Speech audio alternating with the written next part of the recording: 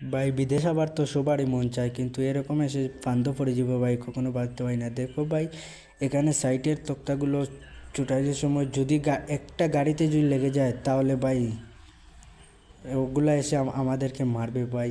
এখন দেখো আমরা কেমনে মানে এখানে কাম করব। তাই দেখো, এই যে দেখা যায় নিচ, এই নিচ থেকে আমরা এখানে রশি বেঁধেছি, উপরে তক্তাতে রশি বাঁধিয়ে লাগিয়েছি যেন নিচে না যায়। যদি নিচে যায় তাহলে মানুষ এসে আমাদেরকে তুড়ফাড় করে দেবে। এর জন্য রশি বেঁধেছি, কত রিক্সের কাম।